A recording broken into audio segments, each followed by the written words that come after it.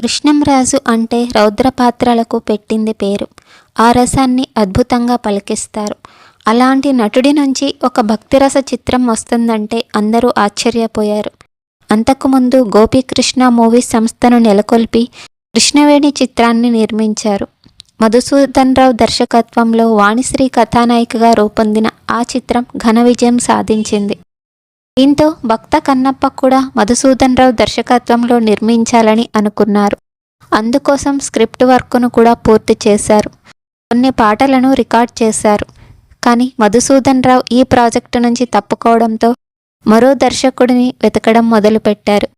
అదే సమయంలో ముత్యాల ముగ్గు విడుదలై మంచి విజయాన్ని అందుకుంది. దీంతో కృష్ణంరాజు దర్శకుడు బాపు దగ్గరకు వెళ్ళి భక్త కన్నప్ప గురించి చెప్పారు. అంతకుముందు తయారు చేసిన స్క్రిప్టును ఆయనకు ఇచ్చారు.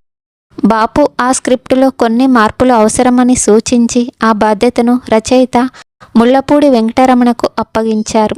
అప్పటికే అనుకున్న కొన్ని సన్నివేశాలకు అదనంగా ఆసక్తికరమైన ఎమోషనల్ సీన్లతో కొత్త స్క్రిప్ట్ రెడీ చేశారు రమణ. తమ సంస్థ తీసే తొలి పౌరాణిక చిత్రం కావడంతో పూర్తి అవుట్డోర్లో భారీ ఎత్తున నిర్మించాలని కృష్ణంరాజు అనుకున్నారు. పశ్చిమ గోదావరి జిల్లా జంగారెడ్డిగూడానికి 10 కిలోమీటర్ల దూరంలో ఉన్న బుట్టాయిగూడెం అటవీ ప్రాంతంలో షూటింగ్ చేయాలని సంకల్పించారు. అక్కడ ఏర్పాట్లు చేయడానికి 2 నెలల సమయం పట్టింది.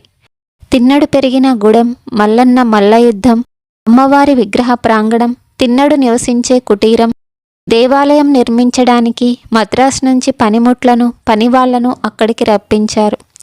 అప్పట్లో ఏం కావాలన్నా బెజవాడ పరిగెత్తాల్సి వచ్చేది.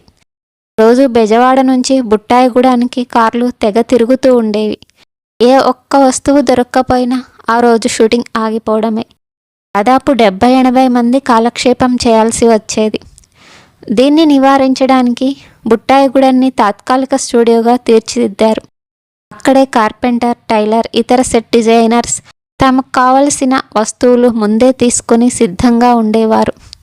బుట్టాయిగూడెం నుంచి అడవిలో షూటింగ్ జరిగే ప్రాంతం దాదాపు 15 మైళ్ళ దూరం ఉండేది.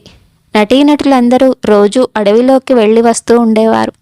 సరిగ్గా రోడ్డు మార్గం కూడా లేని అక్కడకు వెళ్ళాలంటే జీపులు తప్ప మరే ఇతర వాహనం వెళ్ళినా ఎక్కడో ఓ చోట ఇరుక్కుపోయేది.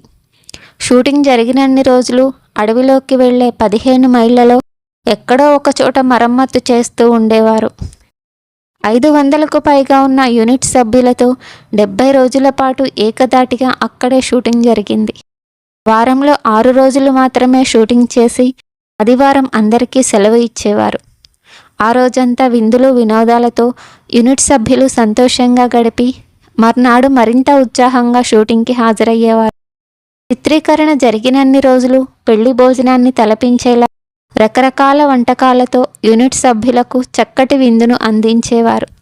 ఆ సౌకర్యాలు, వంటలు రుచి చూసిన యూనిట్ సభ్యులెవ్వరికీ 70 రోజుల పాటు ఇల్లే గుర్తుకు రాలేదంటే అతిశయోక్తి కాదు. తిన్నడి కథ మొత్తం శ్రీకాళహస్తిలో జరిగింది. కానీ సినిమాను గోదావరి జిల్లాలో తీయడానికి ఓ కారణం ఉంది. తిన్నడి కాలానికి 70వ దశకంలో ఉన్న కాళహస్తికి చాలా మార్పులు వచ్చాయి. నాటి వాతావరణం కాళహస్తిలో తీసుకురావడం సాధ్యమయ్యే పని కాదు. అయితే పట్టిసంగుడి ఆలయ పరిసరాలు, గోదావరి దృశ్యాలు కాళహస్తి చుట్టుప్రక్కల ఉన్న ప్రాంతాలకు దగ్గరగా అనిపిస్తాయి. గుడి బయట సన్నివేశాలను అక్కడ చిత్రీకరించి ప్రధాన ఘట్టాలు కాళహస్తి ఆలయంలో చిత్రీకరించారు.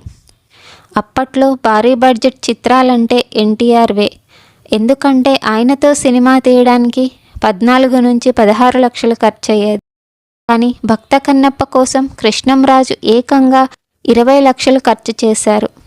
రాజుగారు ఇబ్బంది పడతారేమో ఆలోచించుకోండి అని స్నేహితులు సలహా ఇచ్చినా కృష్ణంరాజు వెనక్కి తగ్గలేదు.